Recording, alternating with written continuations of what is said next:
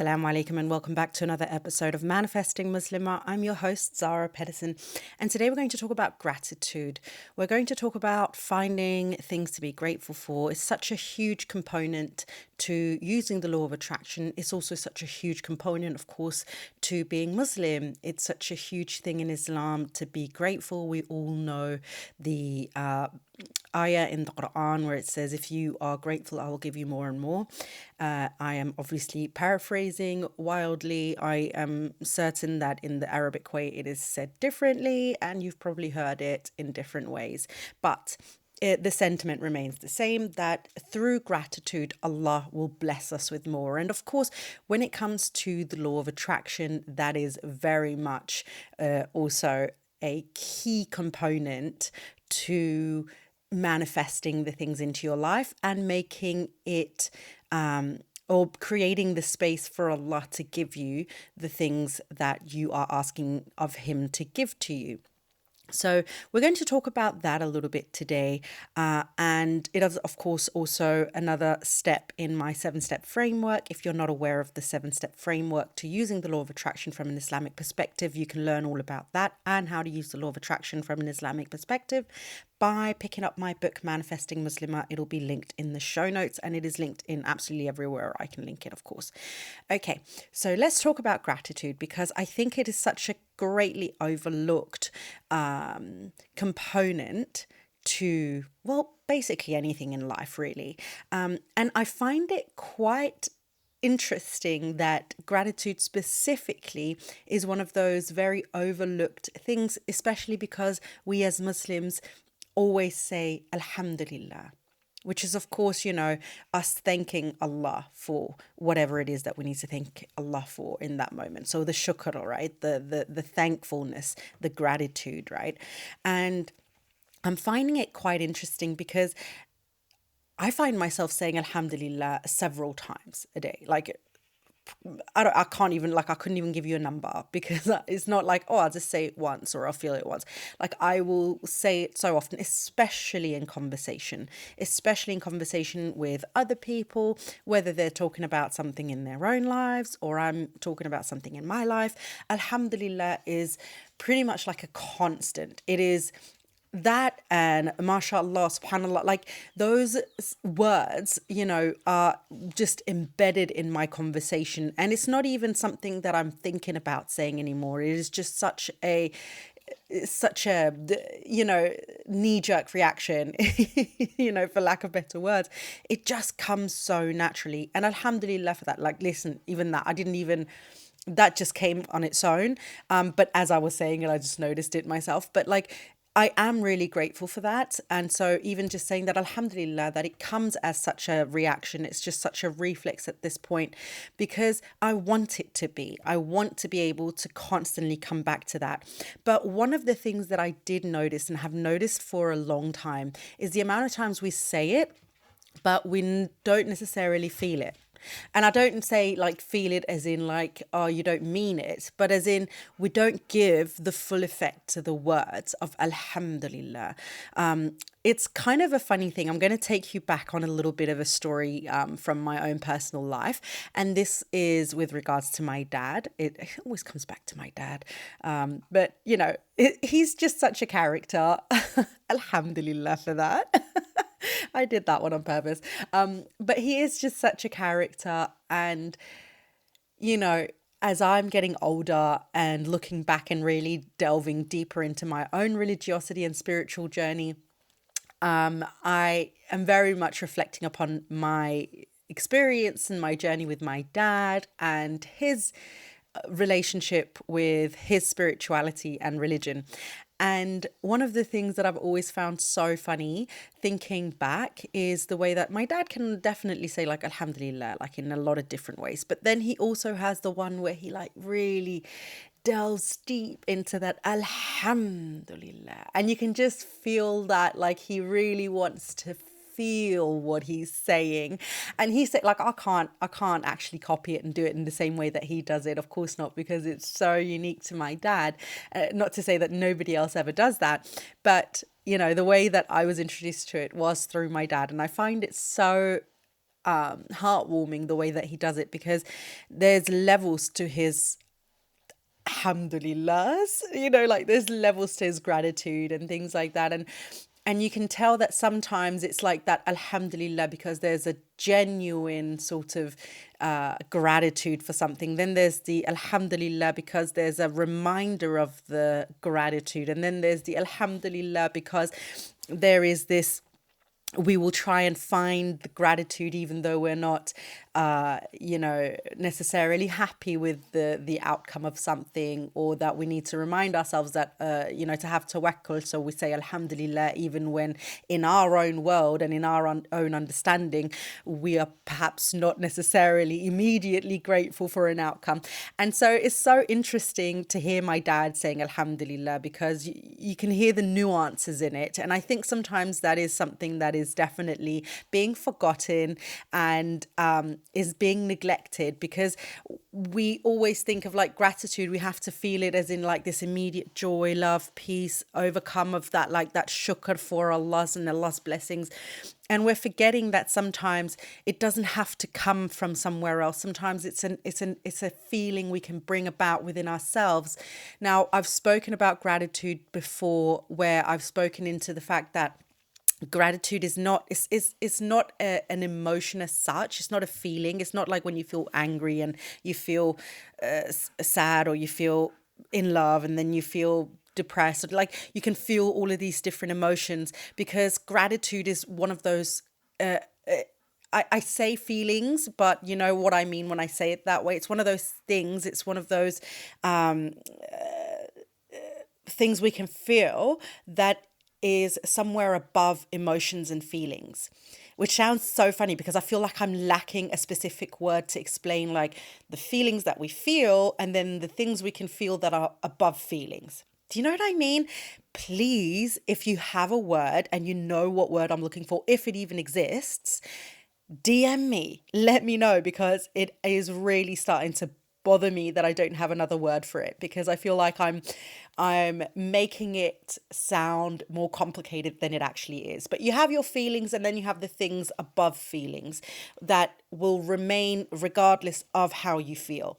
But we say we feel gratitude, even though, because it is something we can definitely feel, but it is something like it's an elevated emotion almost, if we can say it that way. And gratitude can be felt even when we are heartbroken. Gratitude can be felt even when we are angry. Gratitude can be felt even when, we have been betrayed by someone. So we can feel the emotion of gratitude, or the feeling of gratitude, regardless of what else might be going on in our lives. And that is the thing about gratitude that makes it so incredible and so special to us as Muslims, because it is so above the what is happening in our physical 3D world in that moment, and only in that moment. Can you imagine if that was all we had? I mean, that just like literally just hit me out like, oh my God, that would be awful. If all we had was our feelings in this moment right here, right now, because it would make us such, well, 3D characters, really, like it would lack that other dimension where we can remove ourselves from our current situation and look almost from above, and allow ourselves still to feel gratitude even in a situation that feels bad, right? And that is the thing that is so magical, and it's such a beautiful gift from Allah to us, because it allows us not to get stuck in our own little understanding of what is happening around us, right? So when it comes to law of attraction and gratitude, it of course becomes such a huge component, because one thing that happens specifically with law of attraction when we're trying to manifest something is that we feel desperate for it. There's like a need. We want it now. We are very simple creatures in that when we want something, we kind of want it, 2 years ago. Like, why did I only hear about this now? I wanted it like a week ago. We want that instant gratification. We want the satisfaction of the thing. We want the reward of the thing before we've even started doing the work to get the reward. That's very normal human emotions and human feelings to have towards things around the world. And whether it be another person, or if it's like the reward of eating healthy, that you can go to the doctor and have a clean bill of health, or if it's wanting a new phone and going out and buying the new phone, or getting a new job, or whatever, it all very much can have that same feelings of almost like, give it to me now. And I'm going to use the word desperate, even though it's not always a desperate feeling that we have when we're thinking about the things, but it's that feeling of like, I need it now. And so sometimes we can over focus on the thing, and we can basically narrow down our sights only to think of that one thing and nothing else, which ultimately brings about this sense of, well, desperation.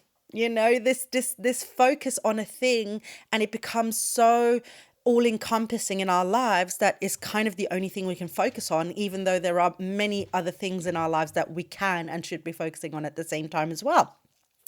And the thing about gratitude is that it opens it up again. It opens up our perspective again. It removes the desperation again. It removes the I need this thing to I want this thing, but even if the thing doesn't come, I will be fine. That the world will still go on. You will still open your eyes tomorrow morning, inshallah, and the world is still moving, right? So that's the kind of thing that gratitude does. Is it when it comes to law of attraction, is it removes that desperation. It removes that sense of urgency in wanting to manifest that thing 2 weeks ago. That is what it does.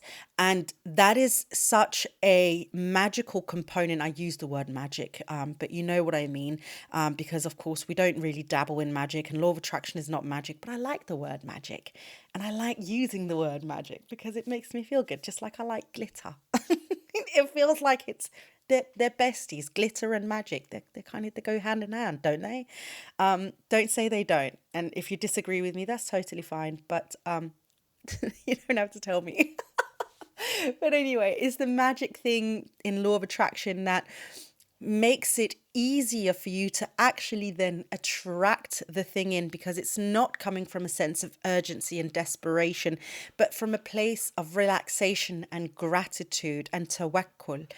And so it's easier for you to go about doing your things, focusing, like taking the inspired action and making your dua and doing all the things that you need to do in order to, manifest the thing into your life. But it removes the sense of urgency and need and desperation for the thing. So you're no longer focusing on it not having arrived yet, meaning your energy is on it coming when it's right for it to come, rather than it's still not here. And so your mindset and your energy is on the lack rather than the abundance that will come.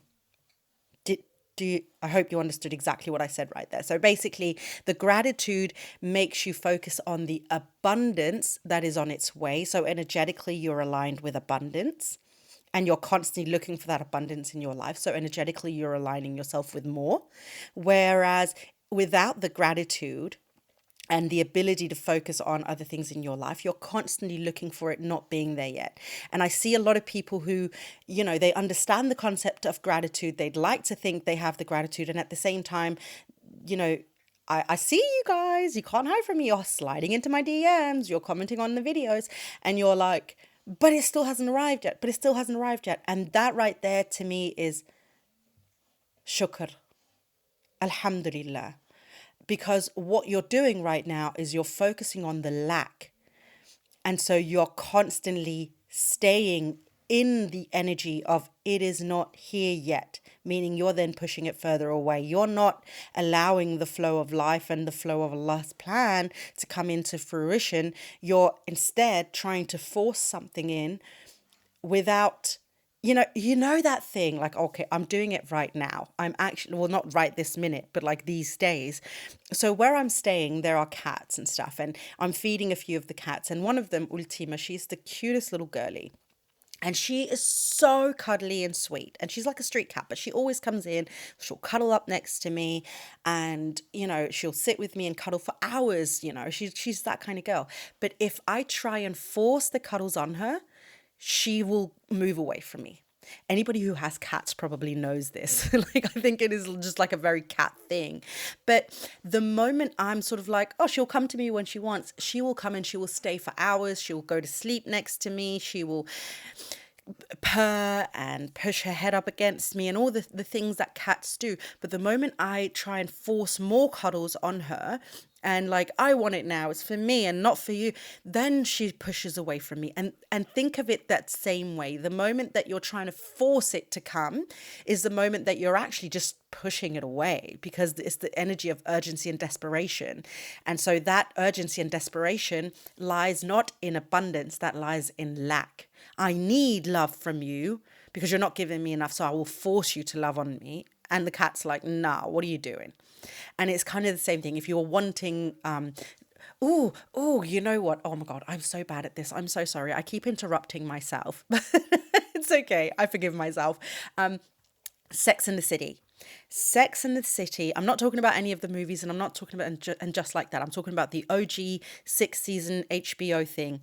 In one of them, Carrie wants to go on a date, and she's like, oh, I haven't gone on a date in a long time. And then somebody says, oh, you should go on one date, because if you go on one date, then it removes that desperation. And so she says something, those of you who are of my generation or have watched Sex and the City will know exactly what I'm talking about. The moment you have one date, you'll have several dates. But if you don't have any dates, you have no dates, right? And that sounds absolutely ridiculous, but it's so true. Anybody who's had any like, oh, I have no job offers, and then all of a sudden one job offer comes in, and then all of a sudden there's more job offers coming in. You swipe right on one guy on an app, and all of a sudden every guy wants to meet you outside of the apps. That's the kind of energy, because it removes the desperation.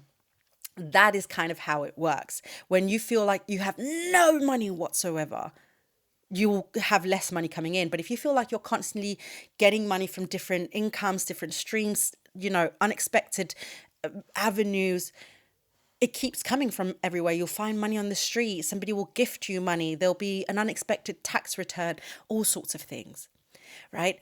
And that's kind of what gratitude does. It removes this sense of lack, so that you're opening yourself up and removing yourself from the desperation and urgency and that lack mindset of I don't have it, and puts you in a place of abundance, that even if this specific thing isn't here yet, I still have more than enough. Now, let's talk about that saying a little bit, like of I have more than enough, because I can almost hear some of you screaming like, oh, but Zara, I don't have the money, but I don't have the husband, I don't have the dates, nobody's lining up outside my door to ask for my hand in marriage. I can hear you.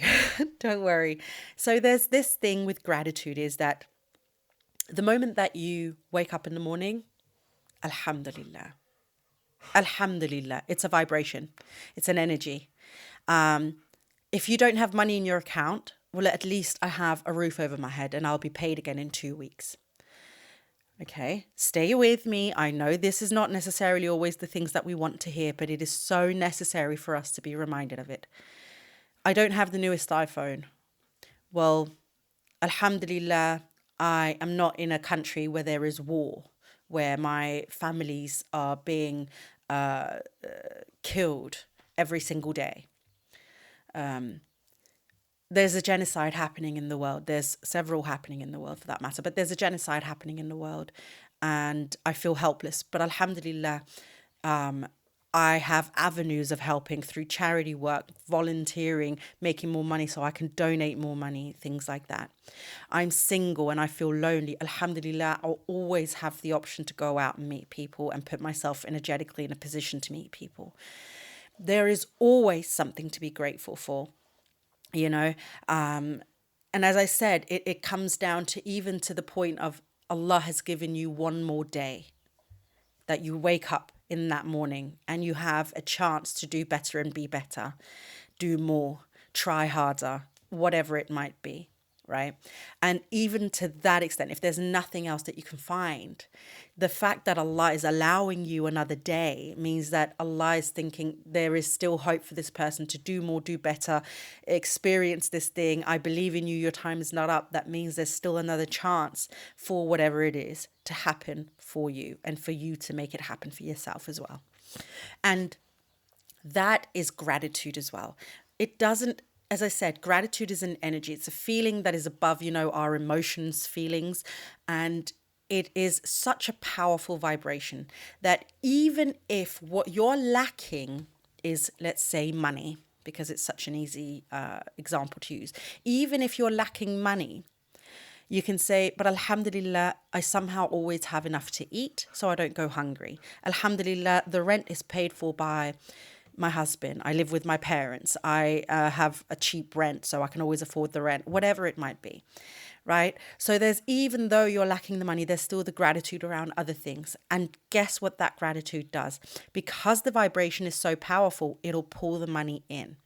It'll pull the money in, even when you think, I don't know what avenue it'll come from. It'll come. Don't worry. I literally just had a client a couple of weeks ago say, and this is very unheard of, but the bank calling and being like, hey, we can give you a better deal than the one you have now. So you'll actually, in theory, be debt free. Subhanallah. Subhanallah. And because she changed her view of abundance and became grateful in where she was right now.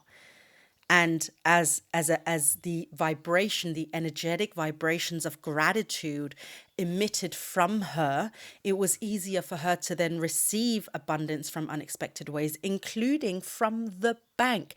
Tell me, in what world does the bank ever call you and say, hey, we think you're paying too much? They'd be like, hey, this person's paying too much. Let's just shut up about it. Let's charge them more. Like, let's get in on this.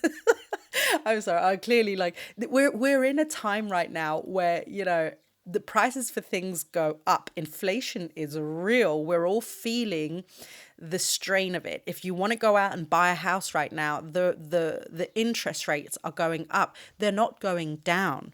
And so for a bank to contact you and say, we will give you a lower interest rate and effectively take you out of debt. Subhanallah. But again, we're not here to figure out the how, because we could sit there and be like, what? And I was literally like, what? How? What does that even? How does that even make sense? And it's like, we don't need to know the how. Allah has made it possible, and you, by being grateful and emitting the levels of the vibrations of gratitude, opened up the doors for you to be able to receive when Allah wanted to bless you with more. Right? So gratitude is such a powerful vibration for us to be in. I think gratitude is the highest vibration we can emit from, and gratitude is also linked with love and joy. But the only thing that is above that would be sort of like inner peace, and that is, I would argue, perhaps something that only the prophets would ever feel. If the prophets get to feel that, I don't know. I can't speak on their behalf, astaghfirullah. But, gratitude is probably the highest vibration that we can feel at any one moment in time and actually stay in for longer periods of time. We can choose to stay in the vibration of gratitude, whereas inner peace, that feeling of like, oh, everything just makes sense in the whole world, and like love and light and everything just emits from you at all times. Like almost like to the divine level, the highest level of nafs.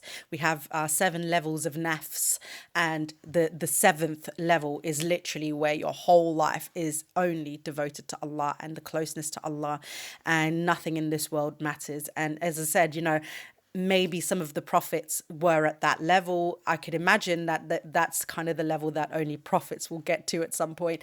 But for the rest of us mere mortals, we can definitely strive. But I think it's a bigger struggle for us to get to that level because we are flawed.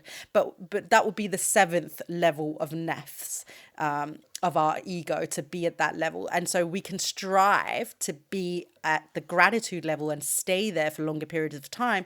And we can kind of dip in and out of this 7th level of the nafs, where it's like that inner peace and everything we do is for Allah. Because let's be real, while we like to think that everything we do right now is for Allah, and while, in the greater scheme of things, everything we do right now is for Allah, we still have the part of our ego that holds us back and puts doubt in our minds and make us procrastinate on things and whatever else that keeps pulling us back into this dunya.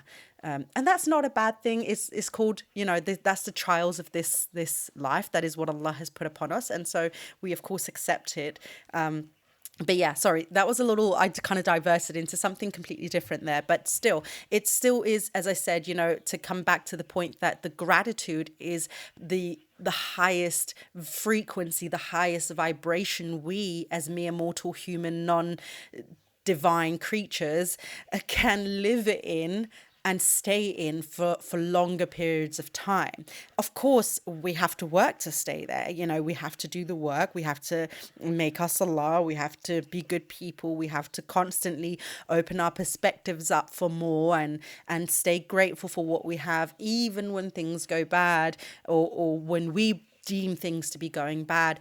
But that is the place that you want to stay in and want to continuously come back to, because when you're in that state, that is the state where Allah's blessings come to you easily and effortlessly. This is from the point where you can start manifesting with ease, when you can stay in this frequency, in this vibration. Which again is why I say, it's one of the steps within the 7-step framework of using the law of attraction from an Islamic perspective, because that is where the miracles happen. You can do all the other things, but if you want to manifest with ease, this step is the one thing that you have to keep coming back to. And this is also arguably one of the hardest ones, because at some point or another, if the manifestation, the blessing takes time to come in, is the place that we'll quickly fall out of. This is where we'll lose the patience, right? This is the place where we're like, I've been grateful now for 2 months and the manifestation hasn't come. I've been grateful now for 5 years and it still hasn't come. I've been grateful now for 10 years and it still hasn't come. And the thing is, it doesn't matter whether it takes a week or 10 years. The gratitude has to remain at that same frequency. And that is one of the biggest trials and lessons for us in this dunya, is to remain in that level of gratitude while we're still wanting more. So being happy with what you have while striving for more, And just to round that up and bring it into sort of like your where you are in your religious journey as well, is the same thing. Because I think a lot of people, and I hear this as a coach who has worked with women for 10 years, Muslim women for 10 years, the one thing, there's obviously a lot of things, but one of the things that I've heard again and again is the self-deprecating talk we have about ourselves in our journey in Islam, and how we're like, I should be doing more, instead of saying, Alhamdulillah, I'm doing more than I did a year ago. I've learned more than I knew a year ago. I'm praying more or with greater intensity, or I'm remembering things about the deen or Islam, or I have more Muslim friends. We're not looking at, there's so many more things that you could be doing. There's so many things all of us could be doing more to move closer to Allah, to improve our deen, to all of these things. But ultimately, we have to be grateful for the fact that Allah never closed our hearts off to Him, because He can do that to us if He doesn't want us to be able to move closer to Him. And He does that to people. I've met people, and I'm sure you have as well, where you think, it's scary, because it feels like Allah has closed your heart off to Him. And so you can just imagine that kind of life, right? And that's astaghfirullah. I'm not speaking on behalf of Allah, because I don't know what Allah has in store for those people in their journey.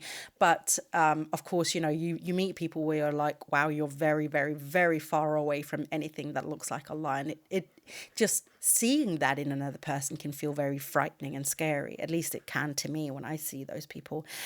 So even just the fact that Allah has said, I choose you to be my servant, already there, alhamdulillah, right? And then as you're growing and delving further into your deen and your religion, and you're learning more, and you're becoming a better Muslim every single day by doing more, and just your intentions, your niyyah are placed in the right places more and more, and you're having the good intentions for your life and the people around you, every single step, while there's always more to be done, alhamdulillah for the journey that I have right now, and alhamdulillah that I'm even a Muslim, right? Anyway, okay, my darlings, so this is where I am going to leave you for today's episode. I feel like there was a lot of information that came your way. But ultimately, all I want you to remember is the point of gratitude when you're trying to manifest, and how important it is on the daily basis, even when it feels like there's nothing else to be grateful for. I remember this, and I've probably said it a million times, but I'll say it again because I find it to be such a great reminder. every day when I was going through my divorce and I was so sad, heartbroken, going through like massive depression, everything, and everything felt like it was falling apart, my dad would still say to me, sorry, the dog next to me just, I think, is she farting? Are you farting or what is that sound? Sorry. Um, but my dad would turn to me every day and he'd be like, Alhamdulillah. And I'd be like, what's there to be grateful for here? And he was like, Alhamdulillah, Allah took you out of that marriage. Alhamdulillah, that he showed it to you now rather than, 10 years from now, and it will be more difficult. Alhamdulillah, that you can get out and blah, blah, blah. There are so many things, even in a situation like that, where you feel so heartbroken and so distraught. There are still things to be grateful for, even in those moments. So gratitude, as I said, above any other emotions, because it can be felt at any moment or any situation in time. All right, my darling, thank you so much for listening to today's episode. I hope that there was something beneficial in this episode for you today. I will love you and leave you, but until next time, my darling friend, please don't forget to live in love.